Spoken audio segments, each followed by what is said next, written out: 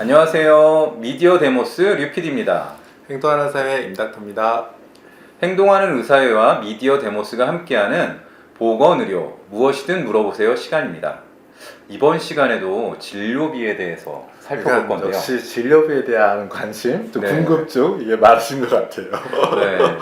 일단 오늘이 이제 진료비와 관련해서는 마지막 시간인데 네. 마지막이라서 질문을 두 가지 네, 뽑아봤습니다. 알겠습니다. 일단 첫 번째 질문부터 읽어드리겠습니다. 네.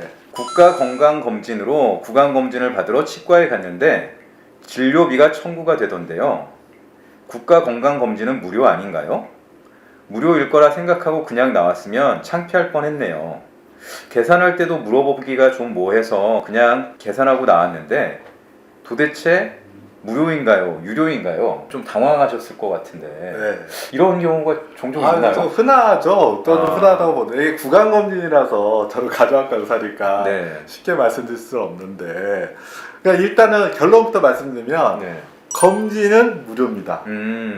물론 약간 예외는 네. 있지만 일단 검진은 무료입니다. 기본 검진은 무료. 그러니까 예를 들어 구강을 보면 네. 검진을 하러 갔어요. 네. 그래서 저는 제가 치과 의사라고 생각해 봅시다. 네. UPG 구강 검진 했어요. 네. 네. 근데 스케일링 하면 좋을 것 같아요. 아, 네. 그러면 권하겠죠. 이제 권해서 스케일링 했어요. 음. 스케일링은 따로 진료를 받는 거죠. 아, 그러니까 국가 건강 검진에 포함된 항목이 있는데 그걸 네. 하다가 보니까 뭐 추가로 뭐 다른 걸 그렇죠. 했다. 다른 걸 하게 되면은 거기에 대해서 거기에 대한 부분은 청구를 한다. 그렇죠. 아, 그러면 우리가 시민 입장에서 아니 그것 좀 해줄 수도 있지 이럴 수도 있잖아요. 돈의 앞에 서는 사람들이 냉정해질 것 같습니다만 그럼 어쩌서 어떻게 했습니까? 내일 오세요라고 해야겠죠. 필요합니다 네. 말만 하고 내일 오세요 이러겠죠. 네. 의과의 경우에는 예를 들어 뭐 내시경 검사를 했는데 위험 소견이 있어요. 아, 그러면 약을 처방할 수도 처방을 바로 해드려야 되나요? 아니면 내일 오시라고 해야 되나요? 아니면 1시간 후에 오시라고 해야 되나요? 그런 문제가 있겠네요. 네, 그래서 환자의 편의상으로만 보면 바로 처방해 주는 처방이 좀 좋은데, 근데 환자 입장에서 보기에는 내가 검진하러 와서 했던 하나의 행위라고 생각하는데 사실은 그러면 검진에서 포함되는 행위는 어디까지인가가 이것도 역시 건강보험공단과 이미 다 정해진 룰이 항목이 있어요? 있다는 네. 거죠. 그러니까 그 항목을 벗어난 어떤 무언가를 하게 되면 이거는 이제 진료 개념으로 되는 거죠. 네. 그러다 보니까 진찰료가 추가되는 겁니다. 아, 그래서 모든 검진을 했을 때 이런 경우는 아니 되지만 또 많은 검진을 하다 보면은 추가 진료가 이루어지는 경우가 있어요. 여기는 물론 그 구강 검진의 예를 드셨지만 네. 모든 검진, 의과의 경우에도 이게 이제 포함이 되는 거죠. 아. 그리고 근데- 검진 중에서도 이제 어떤 경우는 추가되는 경우가 있습니다. 예를 들어 위내시경 검사를 했는데 헬리코박터 관련된 검사가 있어요. 아, 그럼 그거를 추가할 경우에는 이거는 검진에 포함되어 있지는 않거든요. 네. 그러면 그건 당연히 받아야겠네요. 네, 그러니까 따로 되는 거죠. 근데 이제 이분 같은 경우는 아마 그 병원 창구에서 뭔가 네. 좀 설명을 해줄 수도 있는데 그런 설명은 없었나 봐요. 그러기도 하고 아마 이거를 또 물어보기도 좀 곤란했을 수도 있을 것 같고요. 네. 저 같은 경우는 이제 그 좀 규모가 있는 네네. 그 건강 검진을 하는 병원에서 받았는데 네. 치과에서 딱 미리 다 얘기를 하더라고요. 검진을 그쵸. 하고 네. 스케일링을 해야 되는 상태다. 네. 근데 스케일링은 그 돈을 받는다. 네. 지금 하시겠느냐. 그러니까. 뭐 이런 식으로 또 안내를 하던데 네. 이런 경우에는 또 아니었나 보네요. 그러니까 그래서 이런 오해들이 있기 때문에 대부분에서 요즘은 다 이제 설명을 미리 하는 것으로 알고 있는데 그래도 아마 그때 좀 바쁘셨거나 네. 이러면서 좀 설명이 안 된 것 같습니다. 그러니까 건강검진에 포함된 진료는 무료지만 네. 어떤 거기에 포함되지 않는 진료 행위를 했을 경우는 청구하는 것이 맞다. 그래서 검진의 어디까지가 무료인가가 보험공단과 함께 정해져 있는 거죠. 네. 네. 그 보면은 보험공단에서 보내주잖아요, 안내서. 네. 그럼 이제 어떤 걸 받아야 되는지 다 적혀 있긴 하더라고요. 네, 맞습니다. 네. 네, 그러면 충분한 답변이 됐을 거라고 생각을 하고요. 네. 다음 질문으로 한번 넘어가 보겠습니다. 네. 다음 질문 어려운 질문이 아니어야 되는데.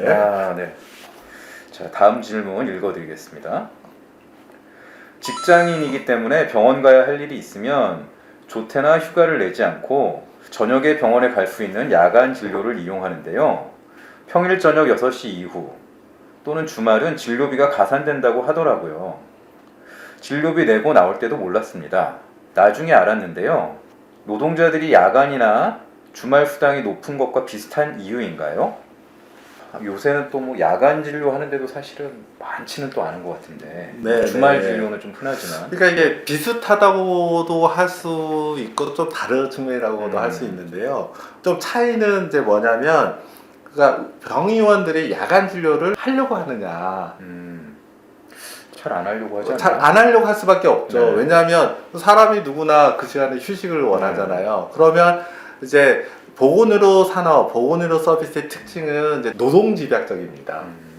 네, 무슨 좋은 기계 이런 것이 들어와서 서비스 질이 올라가는 것도 있지만, 사실은 같은 서비스를 2명이 하고 3명이 하고 또는 좋은 의사가 하고 이럴수록 더 서비스 질이 올라가거든요. 그렇죠. 즉, 그리고 또 사람이 하는 일이 그렇죠. 그래서 사람이 굉장히 중요한 게 이 의료 서비스의 제공이에요. 네. 그래서 지난번에 그 병원 사이에도 간호사 수 기준으로 놨던 그렇죠. 이유도 바로 그런 이유거든요. 근데 반면에 이제 시민들의 경우에는 이 낮 시간에 그 병의원을 이용하기에는 굉장히 어려운 조건이라는 거예요. 그렇죠. 그래서 정책적으로 그러면 야간 진료와 휴일 진료를 권장해야 되잖아요. 그거 어떻게 권장할 거냐. 그래서 결국 정책 수단이라는 게 이런 경제적 유인을 제공하는 데가 되는 겁니다. 수가를 좀 높이 쳐주는. 네, 그래서 야간 진료하고 휴일 진료에 대해서 가산을 줘요. 아, 네. 그러면 어디서부터 야간이냐, 언제부터 야간이냐, 이걸 봤더니 저도 몰랐는데, 정책적이라는 이유가 그건데, 예전에는 10시 이후가 야간이었더라고요. 아 그래요? 예. 음. 근데 현재는 6시 이후가 야간이에요. 네. 그러니까 이것도, 그러니까, 나라에서 보니까, 뭐, 가산을 안 줘도, 즉, 경제적 유인을 안 줘도, 보니까 야간 진료 많이 하네? 문제 없네? 이럴 때 10시부터 가산 진료 준 거예요. 아, 네, 근데 현행은 6시부터 가산 네. 진료줍니다. 근데 야간하고 공휴일 경우의 가산은 총 비용에 대해서 다 가산을 주는 게 아니고요. 여기 이제 진료비 보면 기본 지찰료, 약국은 약국 조제료가 있습니다. 아. 그리고 추가되는 또 항목들이 있는데 이 기본 진찰료와 야간 조제료에 대해서만 가산이에요. 아, 네네. 그러니까 실질적으로는 가산이 이제 비율이 현재 30%거든요. 네. 그러니까 총 비용의 30%는 아니에요. 아, 그러니까 일부 항목에 있어서 그렇죠. 가산을 해준다. 예, 예. 그렇게 하는 거고, 이렇게 지금 정책적 목표에 따라서 이런 가산 또는 감산 제도가 있는데, 그런 게 또 어떤가를 좀 찾아봤거든요. 네. 첫 번째가 연령 가산이라는 게 있어요. 아 나이에 따라서. 네, 그래서 지난번에도 한번 잠깐 말씀드렸는데, 소아의 경우에 가령 소아 진료 할 때 더 많은 노력이 필요하잖아요. 아무래도 좀- 술기가, 그 다음에 기술도 더 많이 이제 술기에 어려움이 있죠. 네. 왜냐하면 협조가 안 되니까. 협조도 안 되고 또 아무래도 예. 신체 부위도 작고. 예, 그래서 그렇잖아요. 똑같은 겁니다. 난이도가 높은 어떤 서비스나 시술에 대해서 동일한 어떤 수가를 정했을 때 이걸 회피하는 그런 것을 예방하기 위해서 이제 어떠면 신생아 마취의 경우는 60% 가산, 예를 든다면 1세 미만의 육아의 경우는 30% 가산이 있어요. 네. 또 반면에 이제 노인의 경우는 이 그 마취 시에 또 어려움이 있거든요. 네. 부작용이 생길 수 있어서 그래서 현재는 70세 이상의 마취 시에 가산율이 30% 적용이 돼요. 그렇군요. 예, 이런 연령 가산이 있고 또 두 번째 가산이 지난번에 말씀했던 병원 간의 그런 서비스 차이들을 고려해서 인력에 따라서 네. 등급별 차이를 주고 그다음에 이건 일반 병실이고요. 그다음 중환자실의 경우에는 중환자실 전담 전문의의 인력 확보가 어느 정도 됐느냐에 따라 또 등급을 구분해요. 거기에 따라 또 가산을 주는 거예요. 그러니까 어떤 난이도에 따라서 또 필요한 경우에 정책적인 목적으로 네. 이제 가산 제도가 이제 도입되는 경우가 있습니다. 네. 네, 그리고 일부 다른 분야에서도 이렇게 가산이 좀 이루어지는 거. 그래서 그래서 시간적인 요인에 의한 가산도 있고, 네, 뭐 연령도 대한 있고, 것도 있고. 예, 그래서 복잡하죠. 많이 복잡합니다.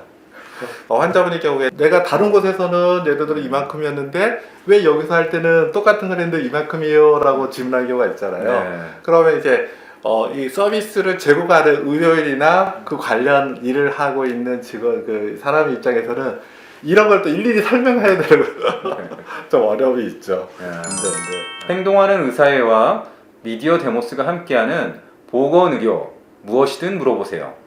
이번 시간에는 두 가지 질문을 살펴봤는데요. 네, 네. 첫 번째 질문은 건강검진은 무료가 맞나요? 라는 질문이었고요. 두 번째는 야간, 주말, 휴일 시간에 진료비가 왜 더 비싼가요? 네, 네. 이런 질문이었는데 저희가 이제 그동안은 건강이나 이제 질환에 대해서 살펴봤지만 이번에는 이제 의료 제도에 대해서 살펴봤잖아요. 네. 그러니까 이런 질문을 해주셔도 저희가 이렇게 답변을 해드립니다. 네. 뭐 보건의료, 뭐 건강 궁금한 게 있으시면 언제라도 질문해 주시고요. 저희는 그럼 또 성심성의껏 답변해 드리도록 하겠습니다. 네. 열심히 좀 찾아보고 답변을 해드리겠습니다.